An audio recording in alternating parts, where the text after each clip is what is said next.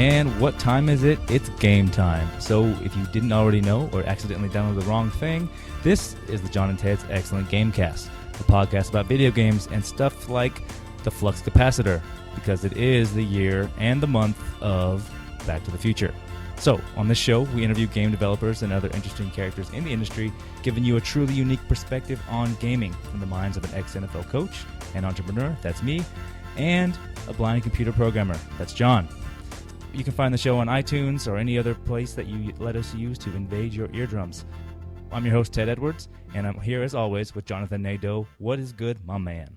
Hey, how's it going, Ted? Thanks for having me on. Hey, not a problem as always, dude. It's good to hear from you. But you know what? We're not alone. We are with a special guest and a good friend. We have Ed Trillo here. What's up, man? What's happening? What is happening, dude? Honored to be here. Hey, it's good to have you, dude. What's everyone been up to these days? I had a lot going on for me over the weekend. The Broncos pulled another win out. Yeah, besides that accident that you had. Yeah. Don't ask me how. The Broncos should be 1-4 right now, not 5-0. But I guess you take it for as long as you can. But my wife's she had a Galaxy Note 2, so that thing died on her. Well, it's not dead, but she has to keep factory resetting the phone. So I was like, all right. So I gave her my Nexus 4, and then I had a Galaxy Nexus lying around. So I'm rocking CyanogenMod on the Galaxy Nexus. And so, for people that aren't Android, people, there's the Nexus 6, the Nexus 5, the Nexus 4, and then the Galaxy Nexus. So that's the one I'm using right now, but it's working really well. So nice. You're way back in the day. So yeah. So this is episode 2. Can you guys believe it that we made it to 2 episodes, John? This is great. So no. We're moving right up. So episode 2 here, and again, you're using old school technology. The Broncos won, so you're happy. Kind of. Ed, what have you been up to these days? Oh man, everything. Since we're on the football topic, I'm celebrating, albeit I know it's going to be brief, but my team, the Buccaneers, won yesterday. Oh, man. Ouch. You just admitted that on a live podcast. Oh, man. Hey, man. That's my team. This is recorded, I'll tell you why. Just real quick. Please tell us. Explain. Grew up in LA. I was a hardcore Rams fan. I was a kid, I'd every time the game would be blacked out, I'd be stuck on the AM radio, just listening to everything. And then Howard Cosell, Monday Night Football, I was praying like any glimpse, any highlight of my Rams. That's how hardcore I was. And then when they left, you're talking back in the Eric Dickerson days, and Jim Everett, baby. Mm-hmm. Yeah, that's right, man. Vince Ferragamo, all those guys. And then they broke my heart. They left, and I was like, I'm not gonna root for no team in St. Louis, And so yeah. What's that about? It was crazy. And, it was like the closest thing to me at that, my childhood to like a death in the family, like them moving away. And so I was, I was an artist back then, and I used to love, my favorite thing was drawing football helmets. And my favorite helmet to draw was the Buccaneers. Oh, the old school Buccaneer one, huh? Yeah, with like the little creamsicle orange and all that stuff. Yeah, man. Oh, yeah, dude. So we're talking Vinny Testaverde days. That's right, man. Eric Brett, Oh, yep. Man. I'm sure you were happy back in the Gruden days and, the Brooks days. Oh, yeah. John Lynch. Oh, yeah. We were the worst team forever, right? But then, all my friends out here are Raiders fans. When we won the Super Bowl against the Raiders, I think I walked out. See, I was a Raiders fan then, so I was really mad at Gruden and everything at the time, so that wasn't too awesome. But, I did like Warren Sapp and the whole crew, so I was all right with that. Yeah, Warwick Dunn was a nasty running back. Oh, yeah, Warwick Dunn. Tiny, man. He was so small, but, man, he could run the ball. Mike Allstott. So, he was nasty. Lynch, Sapp. Yeah, they had the squad, man. And Brooks running the touchdown back, and Rich Gannon is almost crying afterwards. I remember that game, man. Oh, one day we'll get our glory days back. Hey, you have a chance. You got Jameis Winston, and he's not looking horrible, but he's not looking great. I mean, he's a rookie. What do you expect? But at least there's some life. And did you know? Actually, I was listening today that yesterday was Lovie Smith's first win at home. Really? Excuse me. Sunday was for Lovie Smith's first win at home. So that's pretty crazy. Over 2 years, it's got to come sometime, right? That's pretty amazing. This is his third year as a coach. So I mean, ouch. Man. So, but yeah. So anyway, it's also kind of hot over here, John. And I know you're over on the East Coast, but Ed and I are hanging out in the hundreds over here in LA. It's 90 something today, and it's October. What the heck? And it's actually pretty warm over here too. Actually, considering it's like maybe 70s or whatever. But that's warm for right. Yeah. Well, you just wait. On the news today, there was a little snow in New England coming, snow in the Northeast, and I kind of thought of you, and I laughed inside. Hey, I say, bring on the global warming. Where is it? Come on, let's go. It's all here, man. We have El Nino going on. The water over here is hot. Everything's all messing up. It's all over here. We have no water. It needs to carry over this way. Fish are dying. Jellyfish are growing to like 50 feet. Yeah, we have a lot of weird stuff going over here on the West Coast. So, but that's because all that nuclear stuff's floating over from Fukushima. Man, watch out for that stuff. Don't remind us. I mean, the water some days, like if you like to surf, there's a known thing that you don't go surfing after it rains in Southern California because of the urban runoff. So all the crap that's on the roads and the drains, when it rains, it goes right out to where? The ocean. So for like 3, 4, 5 a week, you do not go surfing after it rains. And so it's because all that crap goes in the water. So we already have dirty water. And don't add the Fukushima stuff to us, okay? I don't want to think about that. I mean, we already have sharks out there, and then they're going to go to like 19 feet, 20 more feet because all the radioactive stuff. I don't want to think about that. Yeah, that's what you need, radioactive sharks. That's a movie for you right there. Hey, Jaws 19, right? That was a prediction in Back to the Future. Hasn't happened yet, but hey, it will. Ed, give us a quick brief overview. We're going to get you into your interview later. We're going to dive a little deeper, but tell everybody kind of just a quick shot before we jump into some news, who you are, what you do, and why you're here hanging out with us. All right. Well, don't you have better things to do? I know, really. So I started in the game industry back in like 1992. I was a playtester at SSI. We did a bunch of like Dungeons and Dragons games for the C64 and PCs before this was before VGA cards. It's crazy. Oh yeah. And we used to have to draw straws to see who would test the CGA version. Remember that? 4 colors. Oh yeah. Of course. Oh yeah. Yeah. So I schmoozed with the art director. They paid me $6 an hour to draw little sprites, but nice. I didn't care. It was like my first game credit, and then from there, I was teaching myself 3D modeling. This was back when 3D Studio was like 3.0. This is before it was Max, and so I was self-taught, and then I somehow managed to build myself a personal portfolio, and then I got my first actual job at Interplay. Was their first 3D artist, and then I went to Disney Interactive, and I was their first 3D artist. Everything was experimental back then, and so for the next 10 years, I jumped around from Disney to Squaresoft back when it was still Squaresoft, and then Sony Development, and then I took a break, had a kid back in 2001. Just kind of freelanced and did contract work for advertising companies, any kind of graphic design work I could get on. And then I got back into it when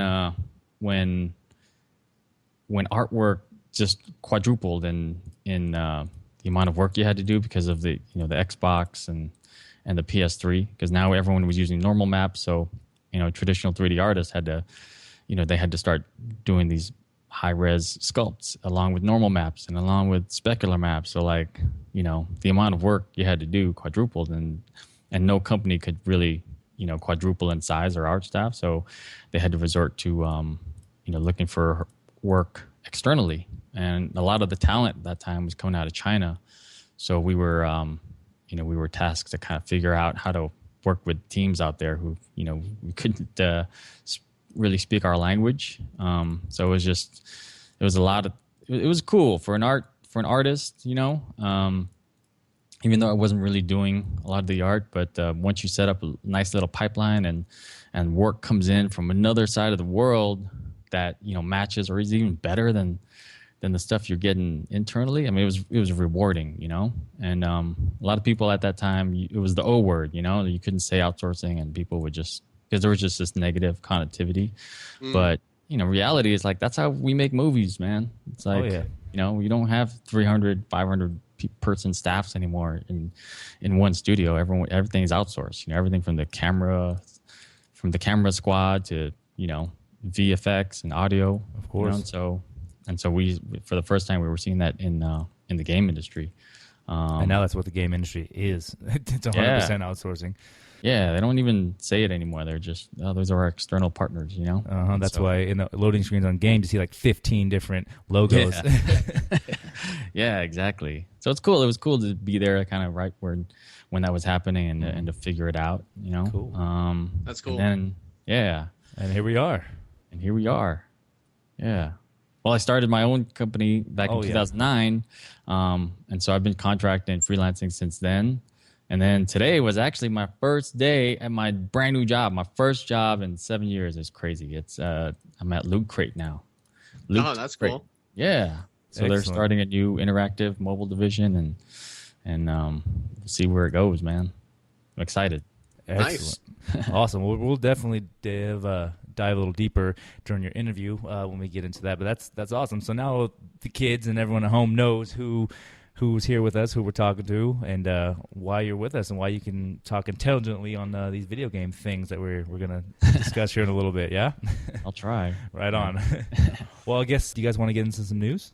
I think let's go. Let's do some news action. Kind of a light week in the news thing. Some interesting deals coming out of Star Citizen. Actually, the big, humongous crowdfunding Kickstarter campaign of $80+ million. The game that's in scope, supposed to be like a complete Second Life. You go in and troll the galaxy as whatever you want to do. Explore new galaxies and buy ships and mine and pirate, whatever you want to do. It's coming out who knows when, but they just announced their voice acting cast, and it's pretty deep. Just to highlight it, we got Mark Hamill, you got Gary Oldman, Andy Serkis, Gillian Anderson, and those are just the highlights. And so again, the cast is pretty big, and everyone is kind of skeptical because the game looks exciting. It looks absolutely amazing from the scope and what they've said about it, but what they've showed has been less than stellar.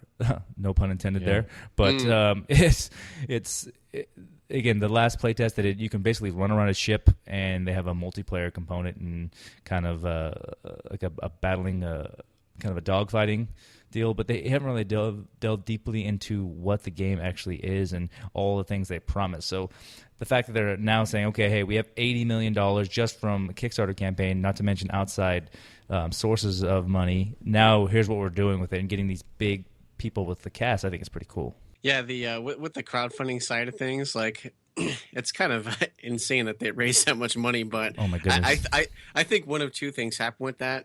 That either A, took the outside funding they had and heaved it over into the Kickstarter camp, just to be like, hey, look how much money we raised. Like, even if Kickstarter takes like whatever it is, 5. No, this is legit. This was like a legit crowdfunding campaign that just kind of blew up, and then they kept promising more and more and more, and it just kind of grew into this thing. It just this kind of critical mass of insanity.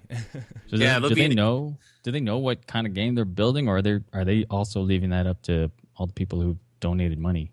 Well, they knew. The thing is with the Kickstarter campaign is they kept growing the size and scope because they kept hitting their stretch goals. They made more and more stretch goals, and now this game's scope is so huge. It is basically you create a character, you're in a world, and you do whatever you want, and it's completely interactive. So it's kind of there's millions of planets to go to, and every planet has its own ecosystem, has its own economy, its own races. You can go be a pirate, you can build ships, you can upgrade ships, you can have there's parts. It's whatever you want to do in the galaxy, whatever you want to do, and it's a massive, like, breathing, living world.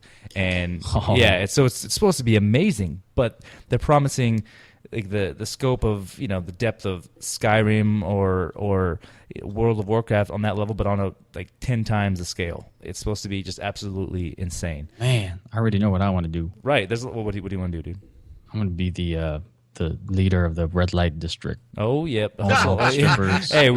We're going to talk about the hustle later, bro. Sorry. We already know, man.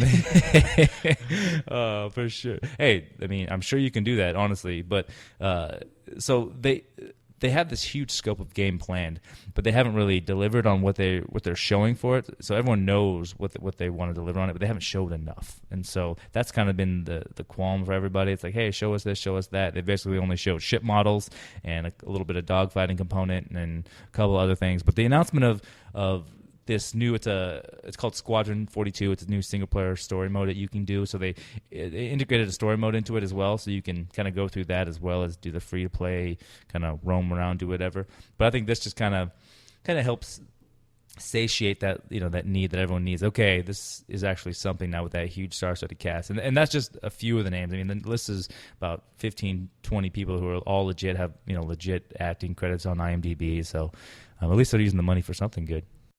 Nice. Yeah, man. I wonder how much that 80 million goes to like Mark Hamill and the other names. Gary Oldman or whatever. Yeah. I'm sure they don't work for peanuts. You know, for sure. But I mean, even so, voice acting is even if you paid him $1 million, like a pop, that's still you got $70 million to run a game. So I wonder if the developers like, oh man, if it blew up so hard, if they're just like, like we weren't expecting this. I hope we can, I hope we can produce what we promised. Oh, that's exactly what's been going on. But they're trying and they're working, and now they have a huge studio with hundreds of people. They're working hard at it. So we'll see if it even comes out and if it is what it is. I'm excited to see what happens. I mean, there's no clear release date on it. This thing is so huge in size and scope. So we'll see. And I'll play it, man. I'll be excited to see Ed's Red Light District. The one bad thing for this is me as a marketer for crowdfunding campaigns. Now I'm going to get people saying, "Oh man, that stupid game raised like 80 million. My idea is genius. I should easily be able to raise 2 million." I'm like, "Yeah, it's not how it works." Yeah. Well, I mean, listen, everyone kind of goes off that model. So like this, their crowdfunding campaign ended, I think, end of 2013, beginning 2014, I want to say, is when they got it. I'll have to look that up exactly. So people write in, correct me. I think it was early 2014 when it ended. But it's just it's pretty crazy. So we'll see what happens. But again, it was kind of a breath of fresh air to a little bit more content. They have it's called Squadron 42. That's the name of the story mode. So like you're a player in the Squadron 42, and you kind of go through the story. And actually, they showed a couple screenshots of Gary Oldman and like kind of the facial recognition stuff, and it looks pretty good. So it's pretty cool. So we'll see what happens. Nice. So, I'm excited. Yeah. So moving on to other news. This is kind of funny. I laugh, but it's not funny. Okay, kids don't do this. But so this was the headline: Gamer gets 1-year sentence for swatting calls. So I didn't even know this was a thing, but I guess it's kind of a step up from doorbell ditch or these type of things. A 22-year-old from Connecticut. He was sentenced to 1 year in jail. His name is Matthew Tullis. I just put him on blast in the podcast, but hey, there you go. That's what you get for being dumb. He participated in 6 quote swatting instances, and this is when you call into a prominent school or a business and you would do a bomb threat or other kind of threat, where a SWAT team or bomb threat team comes to analyze and they take it seriously. And so he was actually working as a local agent for a British hacker group. So he was their agent on the ground for a British group, and he would go to and case the campuses, find out all the information like phone numbers, backlogs, stuff, send it to them, and then he would actually do the calls. And he was responsible for last year the entire Yukon campus being shut down for a day because of a bomb threat. What? Oh, I remember that. What? Don't do this, kids. What are you doing? Yeah. My God. That's insane. Dude, you should be in jail for more than a year. That's insane. Yeah, he's an avid gamer, and he wanted to make his gaming life real, so to speak. So he liked the rush of it outside of the game. So come on, guys. Well, now he's what's a jail game? Now he's playing that game. Right, exactly. He's playing GTA or something like that. Yeah. I saw a video, I don't know, like maybe a year ago, where these guys were in a room. They were they were on their headsets, and then SWAT team busted in, and they kind of called it. They say, "Are we being swatted?" or whatever the term is. Oh, man. And then you know, on the webcam, like SWAT team came in, and I thought the guy who did it got a lot longer than a year. Huh. Well, I guess maybe since he was lawyer. an accomplice or just like on the ground, he wasn't doing all like the work, but he just basically gave all the information to the British hacker group, and they named the hacker group. It's in the article. I'll have to check back and see what it is, but I just thought that was kind of amazing. I don't want to say funny, but it is the fact that someone would actually do that. And again, hopefully that year in jail will teach him something, especially if he goes to a state pen or something. And there you go. Because I saw a mugshot of him, and he kind of looks like the Star Wars kid did the lightsaber on YouTube back in the day. Man. Yeah. So I don't think he'll make it very far in jail. So this should teach him a lesson. But kids, don't try that at home or ever. Yeah, like, dude, where's your sense of reality? Like that's crazy. Not there. I mean, we love video games. I love them. That's why we do this, right? But there's a line. Enjoy them. Don't make them real life. I mean, come on. Yeah, it'd be cool seeing it in a movie, but it's not funny in real life. Nah. But I thought that was cool. It's just again the headline: gamer gets 1 year sentence, and that sucks because it makes gamers look like idiots. But hey, exactly. Whatever. That gives like the parents to fuel the fire. See, I told you not to play those stupid games. Yeah, whatever. One person messes it up for everybody. But hey, he's in jail. He should come out a little upset. So I hope he gets it. But yeah, don't do that. So yeah, moving on to other news. This is kind of funny.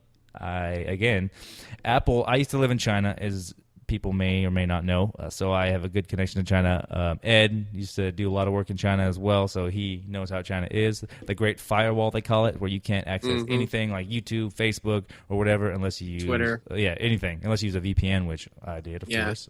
So so Apple, they censored their new iOS 9 news app in China. Totally, they completely censored it, so it's non-existent. It doesn't function in China, and this.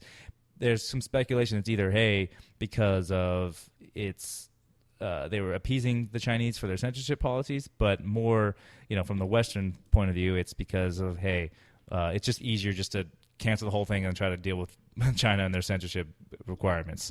So I thought that was pretty interesting. The new app, they were like, hey, nope, we're just going to turn it off. Sorry, China. But, like, what else is new in China, man? Yeah, exactly. Yeah.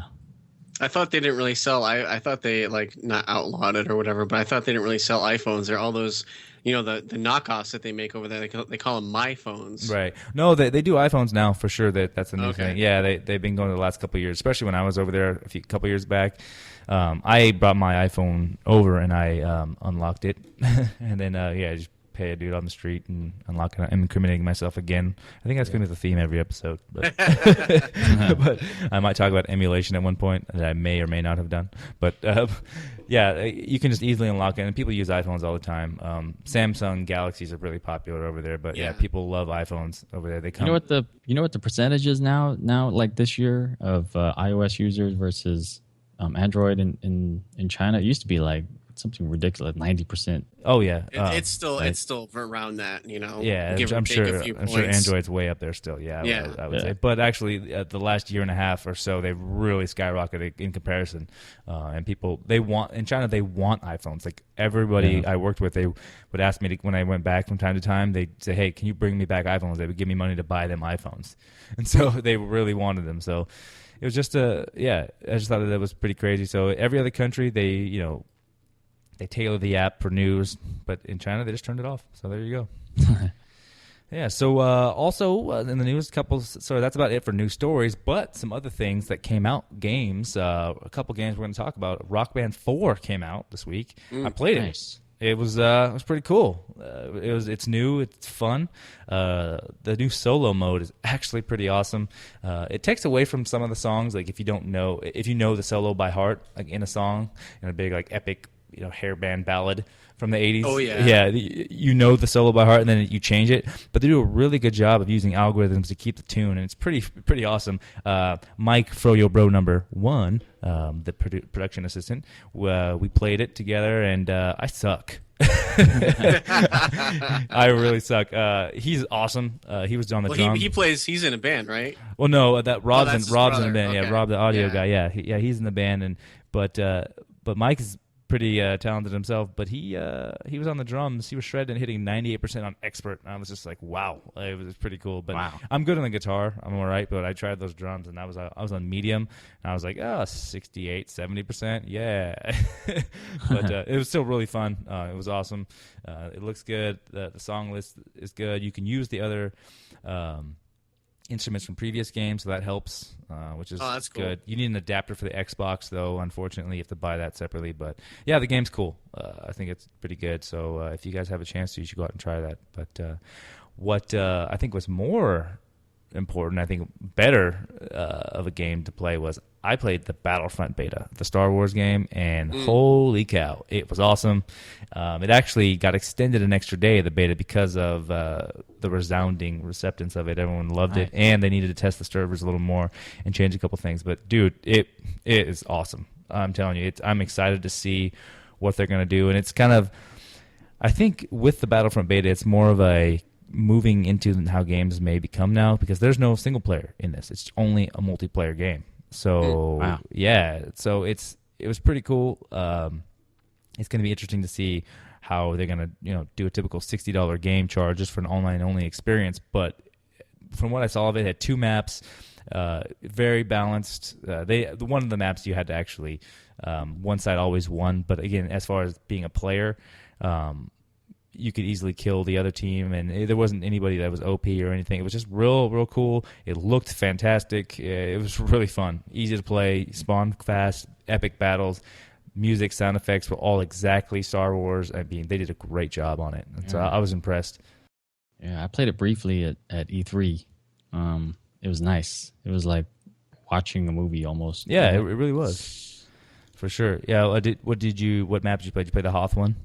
Yeah, the Hoth one. Yeah, So that was the only one I think they had. Yeah, they have another one, another map. It's pretty cool too. I think you're on like another moon, and kind of like a rocky type moon. But actually, have you seen the episode 2, like the Clone Wars? You're on that planet, like that rocky planet. Yeah, I think you're on that one.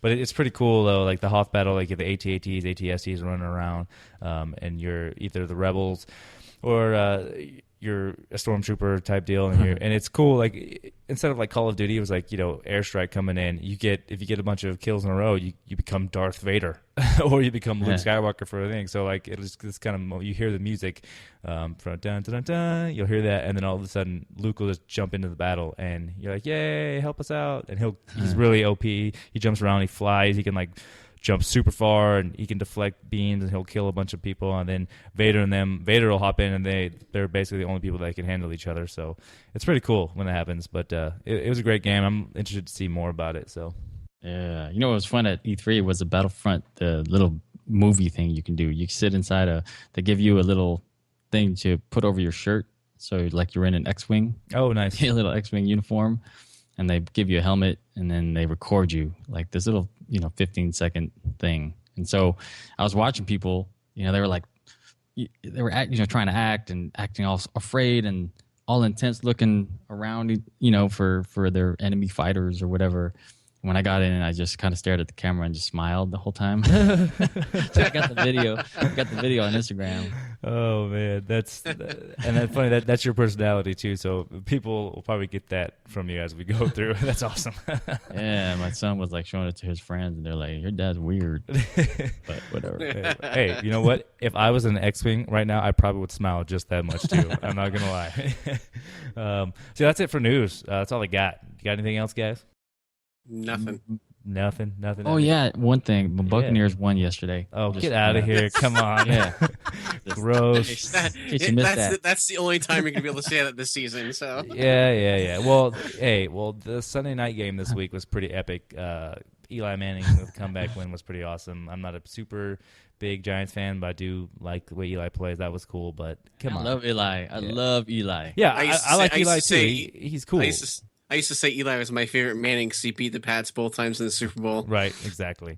Dude, it's just hilarious. It's like you see his face, and he just looks like this dumb kid. But he's got one Super Bowl up on his brother. Yep. And both times were against Brady. And it's like, what can you? And not only that is he doesn't get hurt ever. He's like resilient. He's like he's never missed a game. Like what? Yeah. Like that's amazing. Yeah. So it was a great game, but get out of here with the the Bucks stuff, man. Hey, you know what? Hey, I'm not even gonna hate on you because the funny thing is, in the wackest teams there are the 3 Florida teams, and you know what? You're not even the worst team in Florida now. You can say that. You can proudly say the Bucks aren't the worst team in Florida because the Dolphins suck and the Jaguars are terrible. So hey, you can hang your head on that. You guys are not the worst team in Florida right now. Thank you. Yeah, there you go. So yeah, I guess we'll get into last week's the closeout segment was the Guess That Game. So yeah, should we go over that real quick, John? And yeah. So we have a winner. Go ahead, John. Give us the clue what it was, and then the game, so we can figure out what it was. Actually, let's see if Ed can guess it. Okay, yeah, let's see. So it's a game that takes place in Angel Land that has a Greek mythology theme, and the main protagonist in the game, his name is Pitt. What game is it? Ed? Oh, man. Oh, and one clue. Wait, did people know what system this was for? You can. No, we didn't say it, but you can give Ed a hint if you want. It's for the NES. NES. Oh man, I was a Genesis guy. No. Ooh, strike 2. Yeah, exactly. Buccaneers and Genesis. Oh, actually, hey, sorry, I played the Genesis as well. I had one.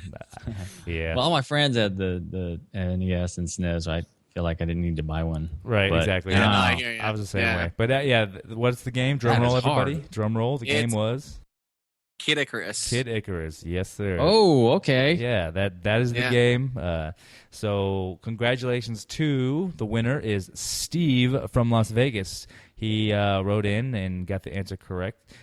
Steve will be in contact with you shortly to give you something cool, and we'll announce it on the Facebook page to see what Steve got. But congratulations to Steve for writing in, and awesome. So there you go. Yeah. So that's the winner from last week's closeout segment, because as you guys know, every week we do a different closeout segment. So cool. Good job. I think we need to take a quick break, and we'll be back because we're going to get into it, and we're going to interview you, Ed, and we're going to dive deep and give everyone a little kind of background information on you. You can tell your story. Cool. All right, we're going to take a break.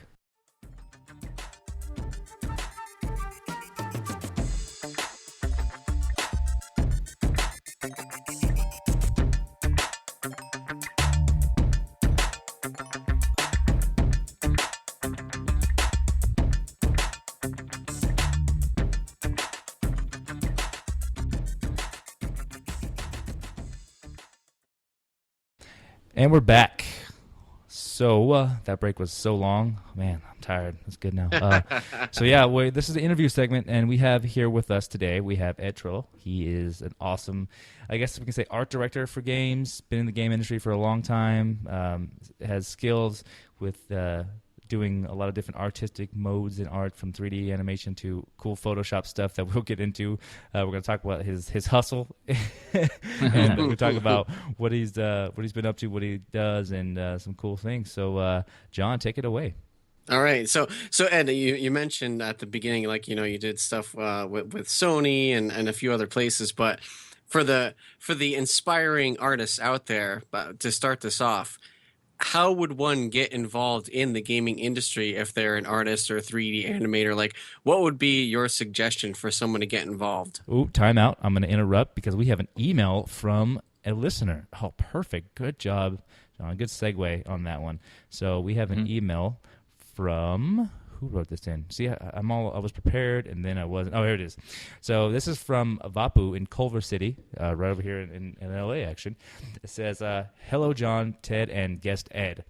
How does artwork in a game work?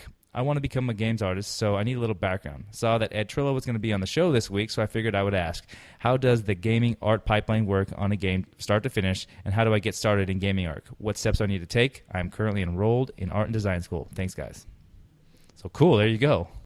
All right. So it was like, which one do I answer? You just take it. Unpack it however you want to go. They're kind of the same. You're the expert. All right. So art and games. Let me go to the first one, what John was talking about, like how you get started.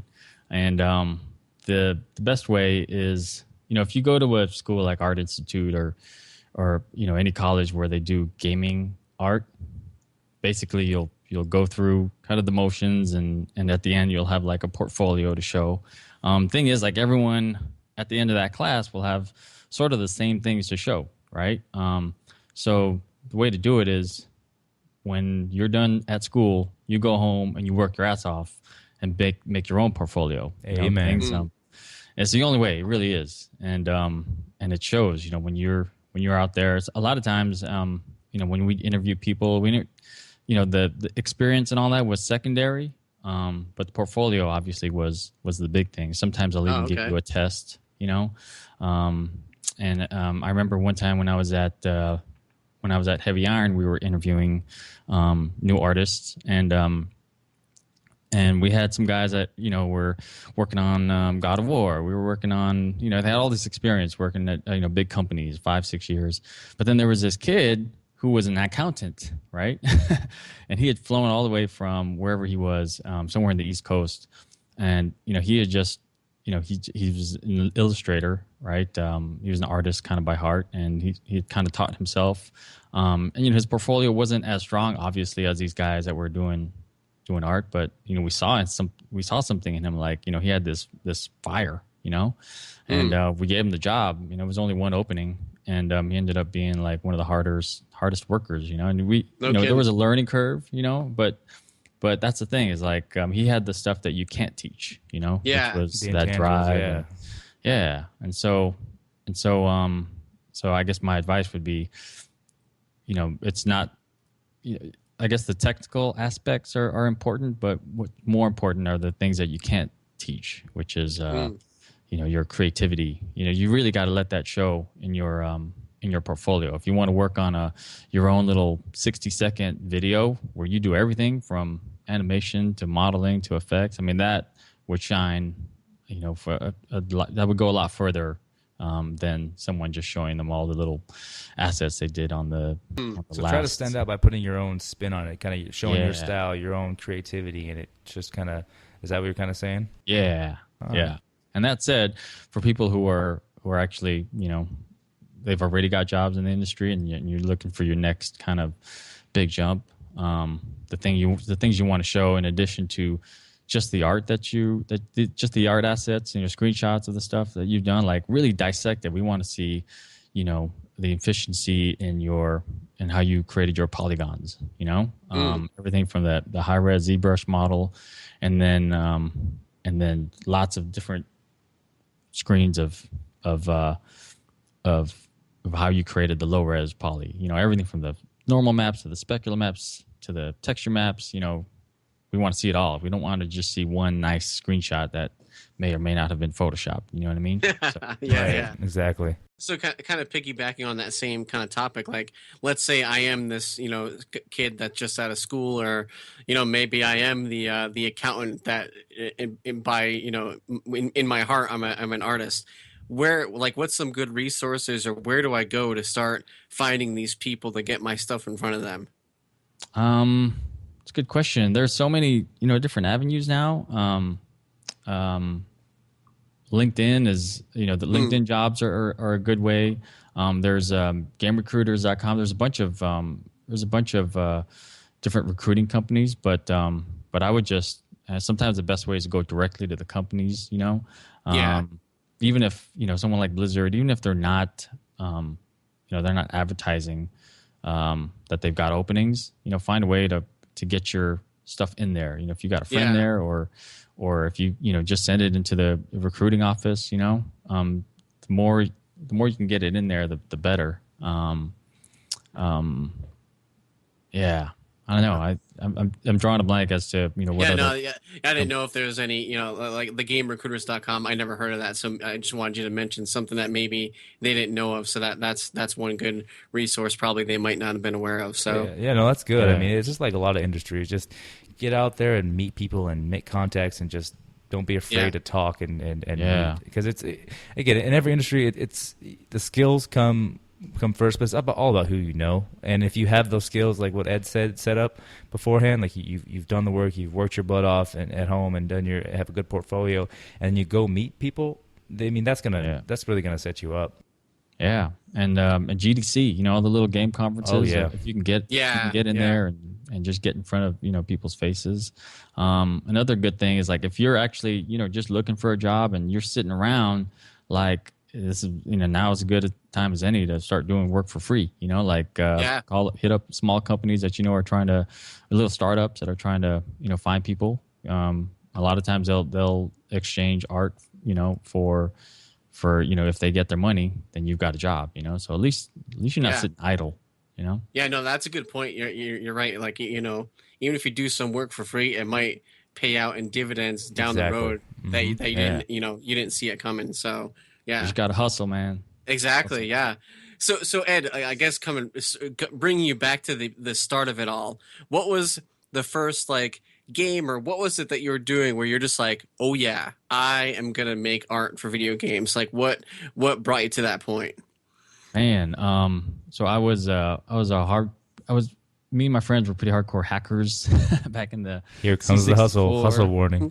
C64 and Amiga days. Oh yeah. So, yeah, and I got my hands on this 3D software called Imagine 3D for the Amiga, and this is back when you wanted to build something in 3D, you had to graph it out first on graph paper, and then you'd have to manually punch in all the vertex coordinates and then all that stuff, and I remember making my name in a little spaceship that flew into the hole of the D, in Ed. Oh yeah, yeah. That's awesome.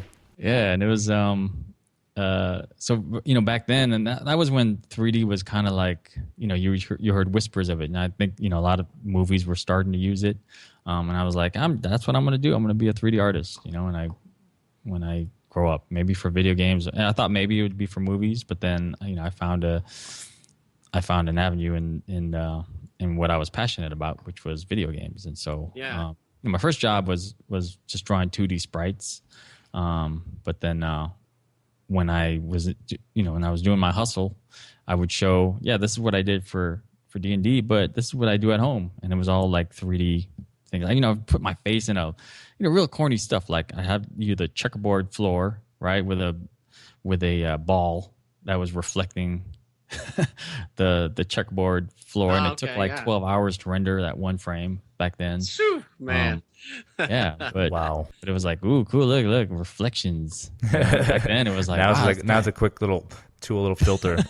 Now it's like click, time. two button click.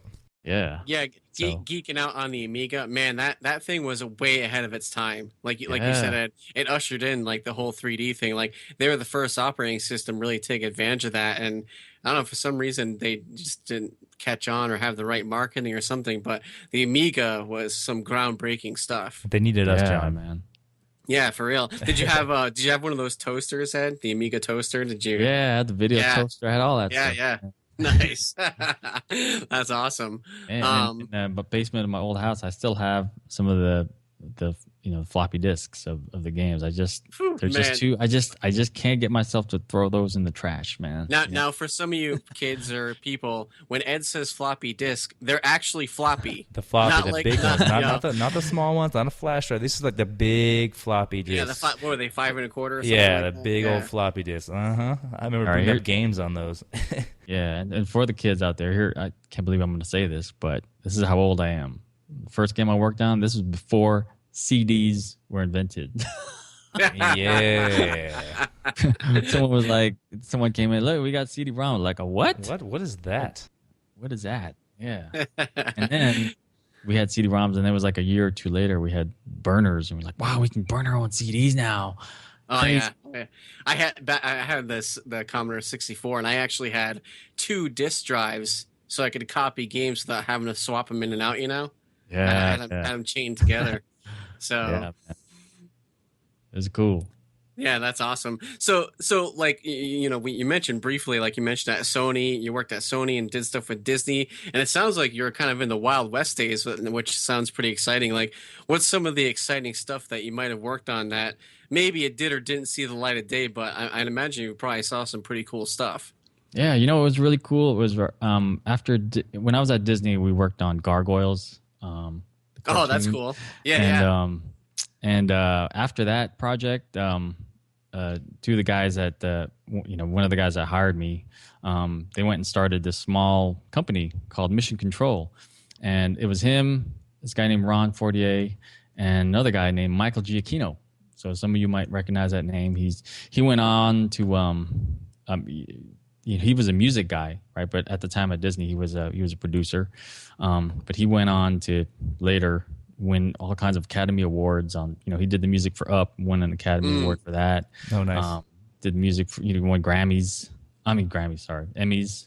Did music for like Alias and a bunch of other shows.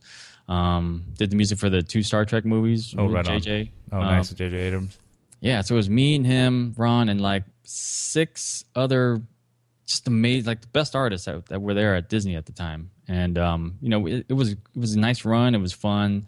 It only lasted about a year, and then we ran out of money. And all those guys went on to Pixar. There you go. I used to live 2 blocks from Pixar actually for a while. Yeah. Giacchino went on to win Academy Awards. All my other guys were at Pixar, and you see their names on every movie that came out. And I'm sitting there going, "What? Why? How did I miss that bus, man?" No kidding. But, hey, it's all good. I mean, everything happens for a reason. Yeah, but it was cool. It was just amazing just seeing their names everywhere, and you feel so proud that you were part of that team back in the day. I heard the interview with like the actual guy that started Pixar back in the late 70s. Oh wow! In his garage, and the original. Yeah, and he had the dream of Pixar coming to life, and it was crazy to listen to this guy's story. And then Steve Jobs comes in and just ramrods this guy out of the whole thing. Yeah. And and then when he was being interviewed, the guy was like, "Well, how did it make you feel when you finally saw like Toy Story on the screen?" He's like, "It was the best day of my life." Like, even though all that horrible stuff happened to him, like he was like cut out of the whole company basically, and didn't really see a penny from anything, but he was just like, that is the vision I had in the late 70s. It's like, wow, it took him like 20 years to see it, but sure. But did you see any kind of cool technology with like graphics art design, or like, because like you said, they went off to Pixar. Was there any kind of like technology being worked on that just got shoved aside because something came along better? Or I don't know. When I my first day at Disney, it was I had this nice corner office. I was like 23 or something, and they're like, "Here's your office, here's your desk, and you're going to work on this computer." And I had never seen it before. It was an SGI, right? And I'm like, I'm like, what is this? Yeah. And I'm like, "Where's my PC?" And they're like, "Well, there's this new software called Alias. This is before it was Maya." Yeah. And I'm like, it had the tutorial book and on my computer, and it was all Linux. Wait, was it Linux? Oh yeah, it's Linux. Yep. John knows a thing or two about Linux. Oh yeah.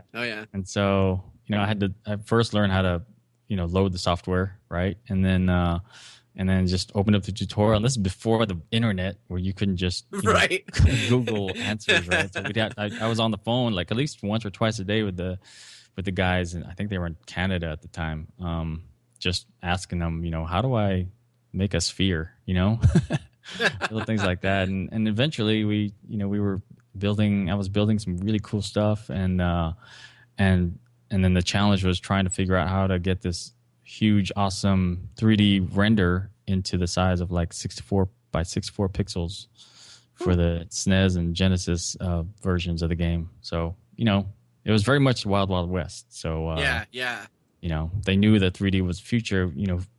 This is before the PS1, so we didn't know there were actually going to be like 3D consoles games, dedicated to 3D. Right, because you're also had to deal with like the size constraint of things. Because you're like, okay, I'm dealing with 16 bits here. How do you put on a cartridge? Maybe you have the Sega CD. I'm not Sega, but the 32X, all this stuff. But there's no 3D rendering. 3D platformers, 3D games were not a thing yet. Yeah. And remember, like every artist up until that point was a 2D artist, and a 2D animator. And with 3D shading effects. Yeah. And when the PlayStation 1 came out, you either had to learn 3D or find a different industry. And I don't know what the split was. Maybe half people just left, and others just became pure concept artists. But it really shook up the industry. Opened up new doors for new people, and for a time it was. It was programmers trying to be artists, and so you were getting some that never works out. Interesting art in some of those 3D games, but eventually it caught on, and it just became part of. It just became another tool to express your creativity, Yeah, that must have been crazy, especially if you're like the 2D person, and then another dimension opens up, and you're like, "Yeah, wait. my brain's Yeah. tapped out. I'm done." Yeah. Those Yeah, are it the happened to a people lot that of kind of people. fell away, and then other people that maybe never imagined doing it were like, "Oh, 3D, that's cool. I could get into that." And And then they can learn on 3D, so then it's a little bit easier. You're not ingrained in the 2D art, then you can Yeah. have Right. that. You can open up that dimension to yourself. Yeah, the challenge was a lot of those guys weren't artists; they were just technical guys. Yeah, exactly. right, yeah. Uh-huh. So It's good they got you young too, so you were impressionable and you had an artistic background, so that was probably a good selling point for you. You had to learn it, and you had to learn it Yeah. too, I guess, with a book on your desk. Like, yeah, it was cool. And then when I went to Sony Development, like, it was probably the coolest project I've ever worked on. It was just me and this other programmer, and Sony wanted to build these entertainment centers all around the world. The first one was in San Francisco, the Metreon, and so on that second floor, there was this big virtual reality arcade where we built these games internally. The one I worked on was a network. You sit inside these pods where you close a door, and they look really cool. It was a game called Badlands, and it was networked to like 20 other ones. And you sit, and every time you get hit, and there's like hydraulics, so the thing would move. And oh, sweet. this is in 1999, and so the artist, the creative director on that was Mobius, the late Mobius. There's I forget what movie that was where they argued who had the original Iron Man. Was it Mobius or the other guy? And so it was like an honor, just always starstruck every time he came through, and he'd sit with me and he'd draw things on a on a little piece of paper, and I'd kind of steal it and Try to make it right. That's cool. Yeah, that was a perfect segue, because I was going to ask you, what do you think the coolest thing was that you ever worked on? And there you go. Yeah, that was again, that was before people weren't doing that stuff. It was just these networked games, and we had a hardware shop in that building, and so we'd see them build the actual pods, and it was That's cool. That's cool. Yeah, it's cool. So I want to jump in here and kind of as a good segue. You had the coolest thing you worked on, again, as a project, but you've also done a lot of, quote, extracurricular projects, and we'll see if you want to talk about a couple of these. We're going to talk about the hustle, because as we know, as I know at least, Mr. Ed over here is a career hustler, and I love him for it. It's awesome, because I am myself, so I can... that trait is very, very good in my eyes. So I want to hear a couple of your old hustling stories, if you want to talk about them, like maybe like the WoW story, you're hustling with on Atari and getting games. So if you want to give the listeners a little bit of insight into the window of the Wild Wild West, listen to these stories. It's pretty awesome. Yeah. Before we get out of here. Yeah, I'll talk about it. So back when EverQuest, started, we played Ultima Online, and it was a cool experiment. But then EverQuest came along, and it was like, wow, 3D. The first kind of art, because I was really into RPGs, and it was like this was the holy grail back then, right? Being in an RPG with other players, and so we got into EverQuest pretty heavily, and sometimes we'd go into this new zone, and it was back then it was like the graphics were pretty cool, and so you take screenshots, and then I'd post them up on whatever message boards we were on, and then I'll start to embellish them a little bit, and maybe add little effects and stuff like that, and then that just sort of kind of evolved into these really cool like portraits that I was doing for my friends. And this is all on WoW, right? On World of Warcraft? No, this is an EverQuest. Oh, you first. started on EverQuest. Oh, see, I didn't know that aspect of it. Oh, wow. EverQuest, and then some guy saw it and he said, "Hey, can you do me? I'll pay you $200." Right? And I was like, "Wow. People will pay for this." And so I did his portrait, and I printed it out on canvas, because it was easy back then. I had a nice printer, get canvas paper, and sent it to him. Paid me $200, and then next thing you know, I was like doing it for other people.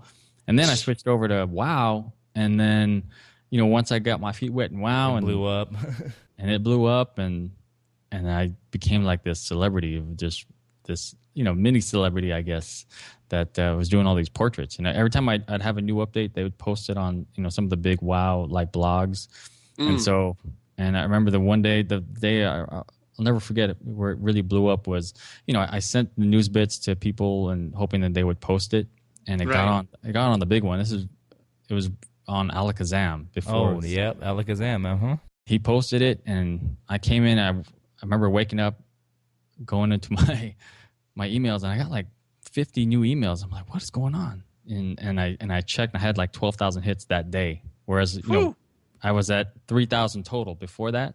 Yeah. So, and so all these requests, and I was forced to start this business, man, just making portraits for people. And the requests came from everywhere. People who would meet in game, and then they'd get married in real life, and the guy wanted to get his wife like no kidding portrait of him, their two characters, and their pets, and that's awesome.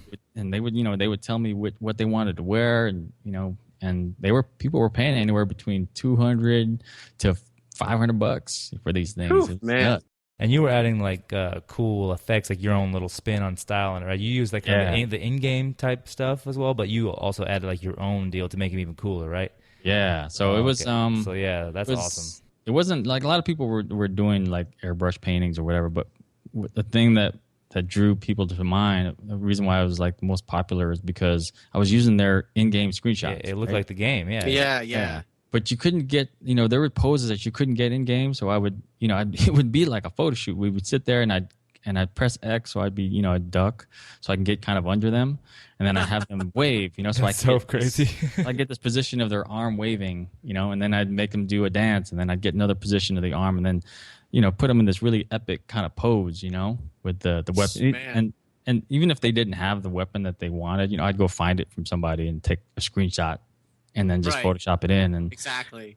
Yeah, so it was fun for a while, and then it just got too much, man, and I had to stop. And I was gonna say some people are probably thinking like, oh man, $200 that's so easy. You must have been, but from what you said, that sounds like a lot of work. Oh yeah, took a lot of work, and and how the hair would be, like big chunky polygons. So I just sit there and draw like actual nice hair, and so. Yeah. So there was something you look at it and you're like, that's an in-game screenshot, but why does it look so cool? But I'd smooth out all the rough edges, and so it was still true to what you would see on screen, but just much higher res. A little prettier. That's crazy. Yeah. That's funny how you stumbled into that though. That's pretty cool. Like it's not like you went out looking for it, but because he's a hustler, man. A hustler knows the hustle.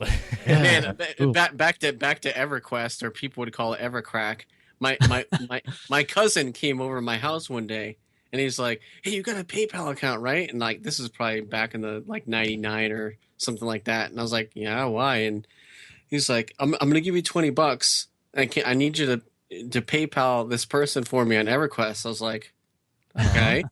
So he gives me his $20, and I'm like, "Dude, what are you doing?" And he's like, "Oh, I'm buying gold from this guy." I was like, "Wait a minute." I was like, "You just gave me 20 real dollars, and you're getting 20 fake dollars worth of gold?" And he's like, "Yeah." And I was like, "I'm in the wrong business." I was like, I can't believe you're doing that, dude. And he came over to my house like a bunch of times. Like he must give me like $200 or something. And I was like, "Dude, what are you doing, man?" Wow.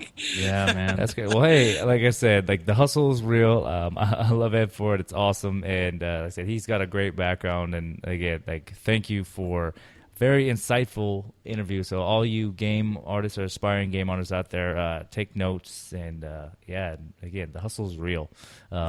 So at the end of every interview segment, you know what time it is. It's boss battle time. So we're going to ring Ed through the gambit.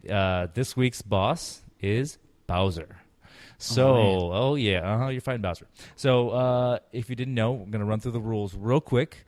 The boss battle is a series of 5 questions. 4 levels, so to speak, are just the regular levels. You have 1 minute, 60 seconds to get through the regular levels. And you can warp or skip a level if you don't know the question. And time permitting, you can go back to those questions. Right. Okay? You're allowed 1 power-up that makes any question 50-50. And have a final fifth question, which is the boss encounter. Any questions? And these questions can be sourced, so again, from our users or for us. And if you guys want to write in for a question, just send it into our any of our social media accounts or to the email with the hashtag boss battle, and we'll find it and we'll check it out. But so Ed, are you ready to fight Bowser? I don't know, man. I'll try. All right, we'll see. These things. All right, we'll see what happens. So, Ed, your boss battle starts now. Bring it. Question number 1 and level 1. Are you ready? Yeah. 60 seconds, and we're going. How many rings in the popular Sonic the Hedgehog series are needed for the player to receive an extra life? Oh, man. I played that all day, but I don't remember how many. 100? Okay, is that your final answer? No, it's not. Do I get the multiple choice? 45 seconds on the clock. Okay, can I Google it? No, I'm Nope. kidding. All right, is that your answer? Because you have 4 questions to get through. 35 Fine, seconds. 100. Okay. Level 2. In the game Halo, what is the name of Master Chief's AI sidekick? A. Cortana, B. Arbiter, C. 343 Guilty Spark, or D. Hal? Man. 30 seconds. I will go with D. All right, D. Hal. This question. Even though I know Level it's totally 3. wrong. Level 3. Name 3 of the 4 top-selling NES games of all time.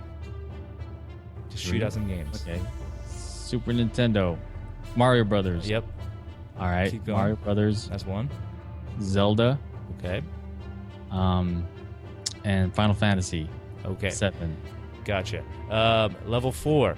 How many dots are on a Pac-Man board? A. 150, B. 240, C. 320, or D. 420? 15 seconds. I'm going to go with. What was B? 240. I'm going to go with 320. And time. All right, we'll see how you did through level 4, through the 4 questions on your way to Bowser. So we're going to run through those real quick, and then you're going to fight Bowser. All right, so the first question, your answer was 100. The question was, how many rings in the popular Sonic the Hedgehog series are needed for the player to receive an extra life? The answer is indeed 100. Good job. What? Yeah, good job. Yeah, that's correct answer. Yay. Slowly. All right, level 2. In the game Halo, what is the name of Master Chief's AI sidekick? A. Cortana, B. Arbiter, C. 343 Guilty Spark, or D. Hal? You answered Hal. The answer is A. Cortana. Like the Android Cortana. Like, hey, all right, so 1 for 2 right now. All right, level 3 was name 3 of the 4 top-selling NES games of all time, and this is Nintendo Entertainment System. You named actually 2 games that were not on the Nintendo Entertainment System. So, but I will name the top 3 in order. So, number 1, Super Mario Brothers, the original, at 40.24 million copies. Holy crap! Wow. And number 2 is Duck Hunt with 28.31. So they were a package deal, but there you go. Some people bought it separately. Number 3 is Super Mario Brothers 3, 17.3. And number 4 is Super Mario Brothers 2 with 7.46 million. So if you would have said Super Mario 1 through 3, you would have got it. Who knew? I know. Okay. And level 4 question was, how many dots are on a Pac-Man board? You answered C, 320. The answer is B, 240 dots. Man, so you had 1 for 3 there, all right? But the good news is you still have your power-up, and you haven't hit the boss encounter yet. So, are you ready for the boss encounter with Bowser himself? No. All right, well, we're going to do it anyway. Bowser is up, and here we go, 30 seconds on the clock, and your boss battle finalizes. Now, don't forget you have a power-up. In biological terms, Bowser seems to be a mishmash of reptiles. Excluding Tartarus, which there are only 2 living species, name an example of an animal in each of the 3 major taxonomic orders of reptiles: Crocodilia, Stomata, or Testudines. So name an example from Crocodilia, an example from Stomata, and an example from Testudines. 20 seconds. Just throw out some reptile names and tell me Okay. You have a 50-50 if you like. Yeah, say Give me a power up, 50-50. Ed. Power up, right? One of them. Power up. And Crocodilia, it's crocodile. There you go. Okay. And yeah, so you have Stomata and Testudines. All 10 right. seconds. Name some Wait. reptile. Wait, what's the name? Any reptile? In 5 seconds, Stomata. Okay, what's a reptile? turtle. Okay, in which one? I know it. In Stomata or Testudines? It's a reptile. In Stomata or Testudines? Testudines. Okay, and then Stomata is what? And give me an example. of 3, stomata, 2, a gecko. 1. And time. And Gecko isn't even a reptile, is it? It's an amphibian. there you go. Well, so your boss battle is now over. So we are going to go through your answers. How confident are you right now? We're going to draw this out. I have 0% confidence. Now, if these were questions on like astronomy, I'd be all over it. Well, we're going to go through this and we'll see what happens. See, All right. you were bloodied. You had like 1 hit left, no lives, no continues, but you made it to Bowser. 1 for 4 in the previous question. All right. Excluding Tartarus, which are only 2 living species, name an example of an animal in each of the 3 major taxonomic orders of reptile. And you got your power up, which is good. Crocodilia are alligators and crocodiles. So if you would have said anything in an alligator or a crocodile, you would have got that one, which you did. So good job. That's 1 for 3 on this one. All right. You said turtle, and you put that in Testudines, right? Uh-huh. Ding, ding, ding, ding. That is Yeah. correct. The order of Testudines are all tortoises and turtles. Correct. So 2 out of the 3. Now the last, Squamata. You said a gecko, which you then said was not even a reptile, it's an amphibian. Clearly said snake. Right, but we're going to go back. You said gecko. A gecko is actually a type of reptile. Oh, it is. Yeah. So, are you ready? Yeah. Squamata is the order in which snakes belong, as well as lizards, and gecko is a lizard, so you got all 3 correct. Yeah. You took down Bowser. Congratulations, Ed. You are the champion. You have defeated the boss for the week. Can't believe it. Congratulations. You also go home with nothing, just like a loser, but it's okay. You have the satisfaction of winning the boss battle, and awesome. Good job. So, hey, way to come back from behind. Yeah. Nice job. We're going to take a break, and you can relish in your winnings and enjoy the moment. So we're going to take a quick break, and we're going to come back with some emails.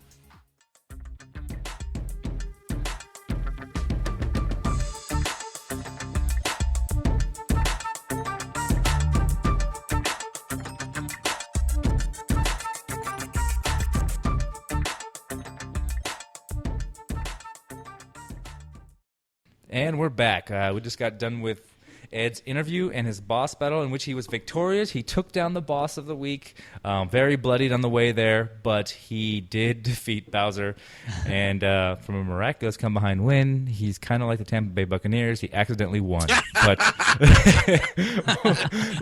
Oh, man. yeah, hey, man, I had to get you on that. W is a W. Yeah, the haterade is flowing strong right now. But There's no AW in the standing section. right, Almost exactly, one. right. It's almost when there's just W's, right? I agree. Yeah. So I think actually we're going to do a quick topic of the week. Did you have anything you want to talk about, Ed, for the topic of the week? Anything that you want to kind of bring up in the art section or anything? We covered a lot, but anything?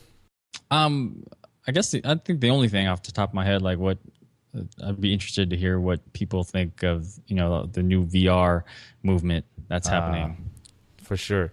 We did. That's great. That's actually perfect because we talked about AR last week, and now we can do VR this week. So yeah. So what else? What would you like to hear? What would you like to? I don't know. I guess for you guys, like, do you see people just wanting to put on the headsets and either watching movies that way or playing games? It seems like there's so many like new conferences and it seems like every other week there's a new device that that's being backed by a lot of big money.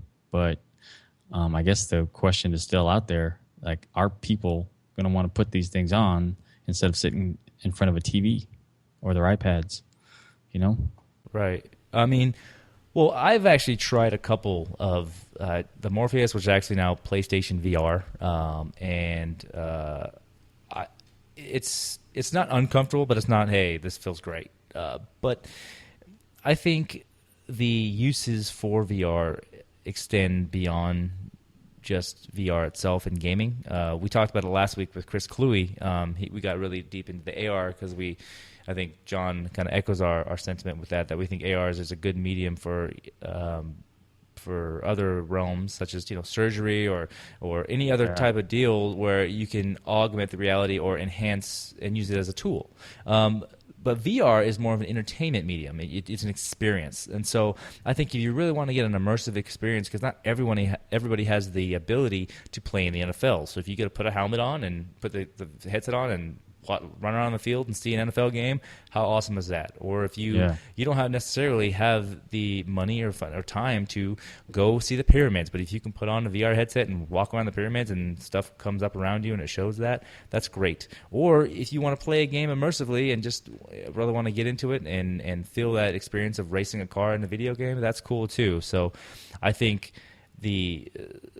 as far as at home or in the not in public because you don't want to get robbed, but if you have that experience at home that you don't necessarily have the opportunity to get away, I think VR is a pretty cool thing. I don't know what do you think, John?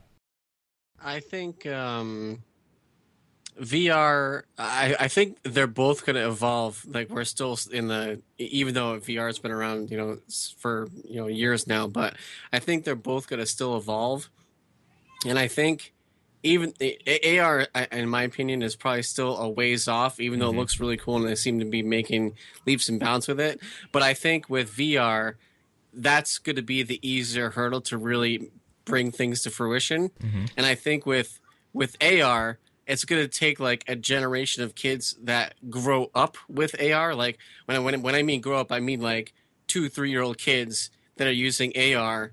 That grow up using AR, that's when it's gonna like hit full stride. Yep. Like kids that grow up, with an iPad in their hand when they're 2 years old and they touch the screen. Now they think every screen you touch, even though it's not necessarily the case. But that's what it's gonna take with AR. VR is gonna be something when someone does it right.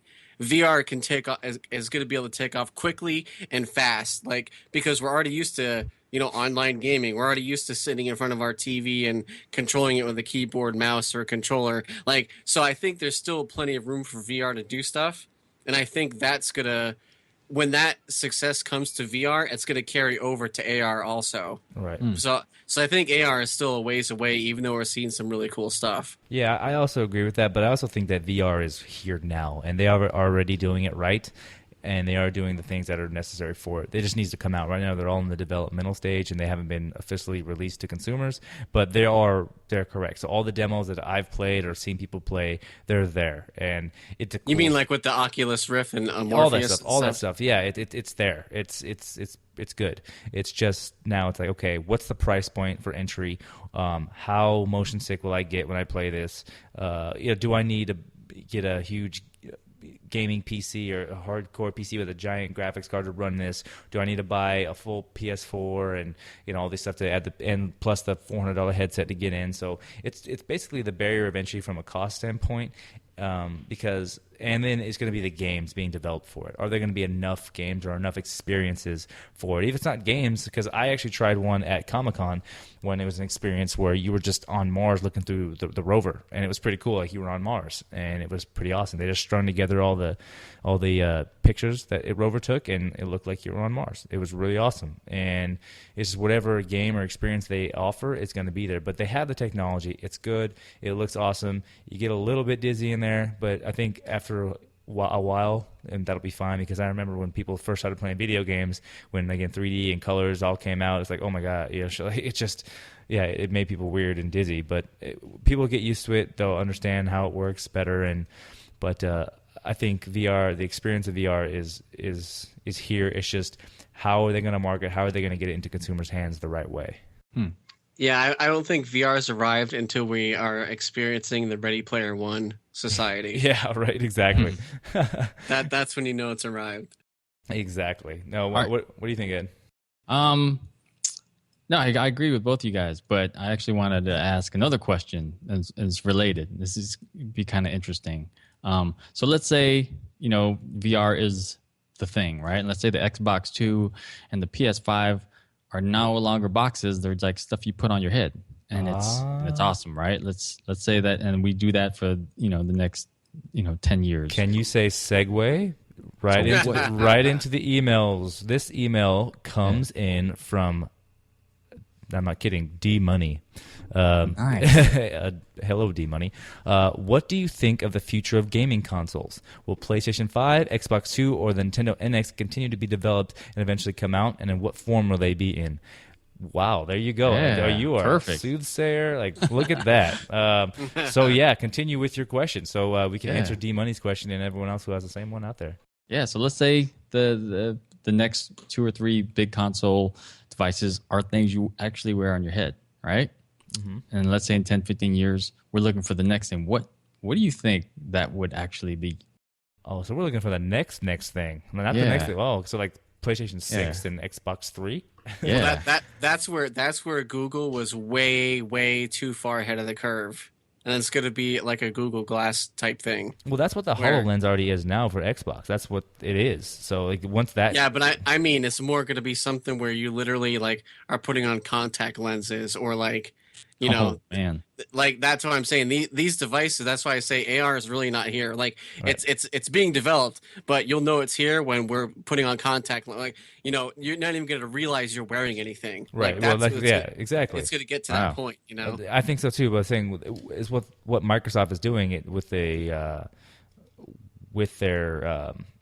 augmented reality stuff is that they're really trying to push that, and I think the uses will extend beyond just gaming, like we talked about last week with Chris. And yeah, like eventually, if we can all just put a contact in and have a overlay, like on Deus Ex type deal, and just kind of see the world or whatever. Look over there. Oh, there are exactly 323 stairs. Okay, thanks for that. Exactly. Exactly. Yeah, it'll be interesting. It's so I'm excited to see what happens. I don't know. I hope that gaming is still a big part of all of this. I hope that it's not just about experience, because I think the problem with VR or AR is it's the word reality.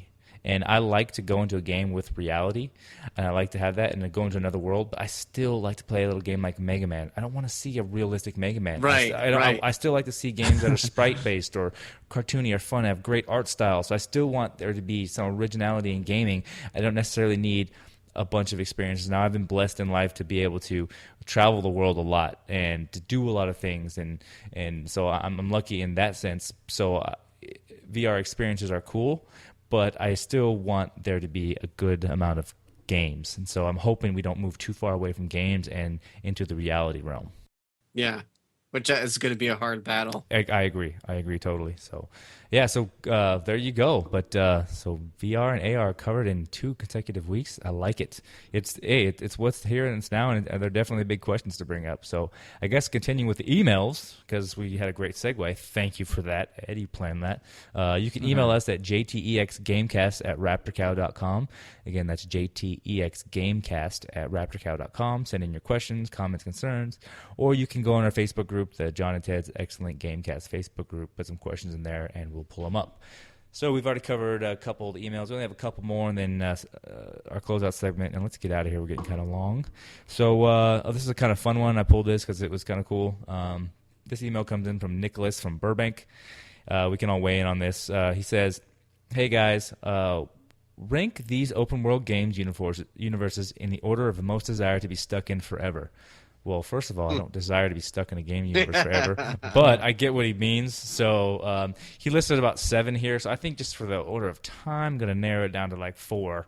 So he has the Witcher universe, World of Warcraft, Fallout, Elder Scrolls, and Minecraft. So right off the top of the head, I would not want to be stuck in the Witcher universe. That's just that doesn't sound awesome. Just the amount of monsters and crap running around there, and just that drab, sad world. So I'm going to put that in the bottom of my list. So what do you think about that, Ed? I'd like to be stuck in creative mode on Minecraft. Hey, that could be a candidate. That could be a candidate for the coolest place to be stuck in. I think I would agree with that as well. Oh man, I'd have to go with World of Warcraft, man. That's your number one to be stuck in? Yeah. Okay. There's just too much coolness going on. I mean, all the different realms and worlds and races they've created. Still have orcs and undead running around and people ganking you. It's like so you could literally die. In Minecraft, you have to worry about these weird little skeletons that you put a block up in front of you and they can't run after you. But those blood elves, the female blood elves, are man. Yeah, they look good. Sexy. Yeah, that's true. Well, well, right now off the top, so I'm gonna cancel Witcher and Fallout. They're on my bottom. I don't want to dystopian future or a scary, evil, demonic world. So Elder Scrolls, I love playing that game. There's still dragons running around that could eat you at any time, so that'd probably be in the middle of the pack. But Minecraft and World of Warcraft would probably be the top. So for me, what do you guys think about that? I would WoW and then Elder Scrolls, just because in Elder Scrolls you can be whatever the hell you want to be. You can, but you also have to run away from dragons. And everything and Daedra and all the other things in Elder Scrolls universe. So yeah, for sure. Well, yeah. So that's my ranking. I love Elder Scrolls universe. So like as far as playing it, but if I literally had to live in an Elder Scrolls world, that'd be kind of weird and upsetting. But I think the most fun would probably be Minecraft. Just to, I want a motorcycle. Just build yourself a motorcycle and go. Elder Scrolls, man, some of the environments are like just so beautiful. Oh, for sure. Walk through this nice flowery field and then a waterfall. But you could make your own beautiful world in Minecraft, right? And your games are just so perfect. See, you don't need that. Yeah, see, you could be like the god of the world. Think about that. Oh, all right. Moving on. All right. Here's God, we're at the king of segues. Speaking of Fallout, the subject line to this email is "Where to play Fallout!" ! Please help! !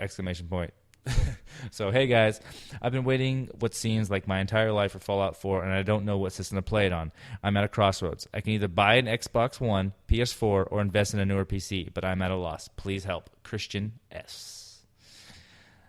PC. Oh, always go with the PC. Yeah, I would say for if money is not an issue, go with the PC. Go and upgrade. You can get a pretty good gaming PC for about $1,200 if you really know what you're doing. Newegg's awesome. Build it up yourself. Don't do like Dell or anything like that. Sorry, Dell, but if you unless you go in Alienware, but even then you're getting some. You're getting some bugs and all this pre-installed stuff. But again, for $1,200, you can build a pretty powerful gaming PC that'll run most stuff for a couple of years. If you really want something that's like gangster status, drop $2,000, $2,500, $3,000.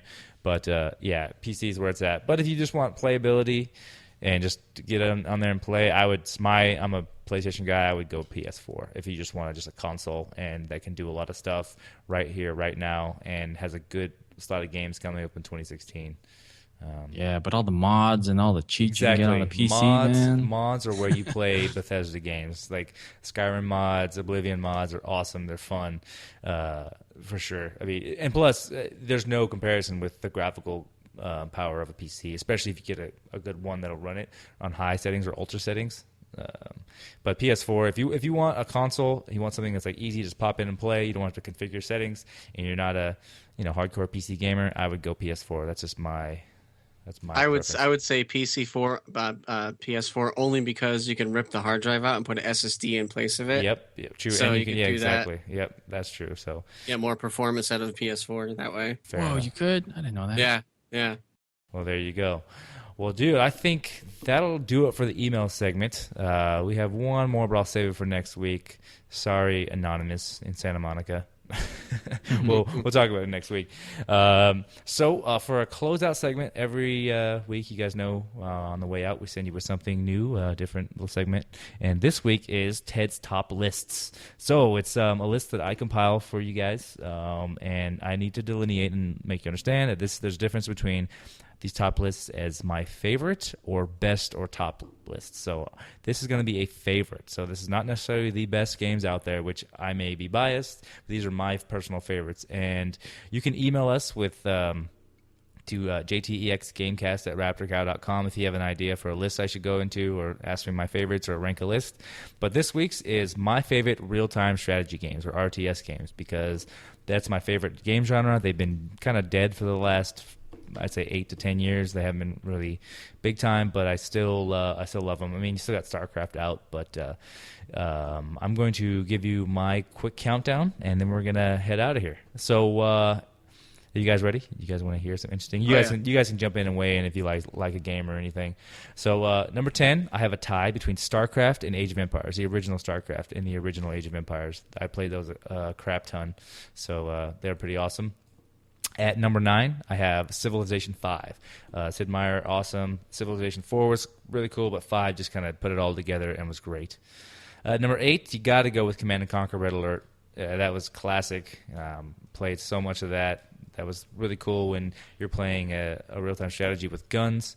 Then the first Total War game to ever come out, Shogun Total War, the original. Not medieval, not Rome, not Attila, but this is the original Total War. Pretty awesome. Most of these are, I think all these are on PC actually too. Number 6 is StarCraft 2. Love StarCraft 2. Looking forward to the next one coming out here, the expansion. I played a lot of it, and yeah. Number 5 is Warcraft 2. That was pretty awesome game back in the early childhood. Number 4, Sins of a Solar Empire. I did not play a ton of that game, but I loved what I played of it. So I didn't put it, hundreds of hours like Warcraft or these other ones I'll mention, but I played a lot of it. Number 3 is the original Warcraft Orcs and Humans, and that came up last week on the podcast. Came out in 1996. That set me on the path to real-time strategy games. Number 2 is Age of Empires 2, which is a fantastic game, perfect score on almost everybody. And then my number 1 is Age of Empires 3, only because I used to play that competitively and was on a top clan for a while. And yeah, that's pretty awesome. So honorable mentions would be Warhammer, Age of Mythology, which is great, also by Ensemble Studios, which is now defunct, Empire Earth, and Rise of Nations. So that's for the week. That's my top lists. If you guys disagree with that, let me know. You can call me out if you say, hey, I like this one better. But again, this is just a personal favorite list. What do you guys think? Do you guys play any of those games? I personally never got into those. Right. Ed? Age of Empires 3, man. You're right on the money with that one. Yeah, buddy. That was my game. That's my jam. So for sure. So yeah, I think that's gonna do it, guys. You got anything before we head out? Nope. Sweet. I don't think so. Well, dude, thanks for coming on, Ed. We'll definitely have you back. John and I appreciate your time. Definitely. Very interesting, very insightful. I'm sure everyone learned of something. I learned a bunch. Very cool, man. Blast. This was fun, man. So I'd love to be back anytime. Yeah, for sure. We'll have you back on, and we'll talk about some other things. We'll maybe get into some more hustle stories and talk about the hustle. I got more. I know. That's what I'm saying. And you know what? We're going to create our own hustle soon, so maybe we'll do some up-to-date hustle stories. But, so you guys can get a hold of us on Twitter. We're at JTEX Gamecast, or my personal Twitter handle is at Tedwards44. John's is at JNado7, and Ed's is... at the Treasy. The Treasy. You heard him right there. Instagram, same thing, at JTEX Gamecast and Tedwards44. And are you on Instagram, Ed? Yeah, same thing. At the Treasy. You heard it. Join our Facebook group. Talk to us in there. We'll get a hold of you. We always like to interact with you guys. John and Ted's Excellent Gamecast group. Make sure you find us on iTunes. Share it. Subscribe. Rate us. Whatever you want to do.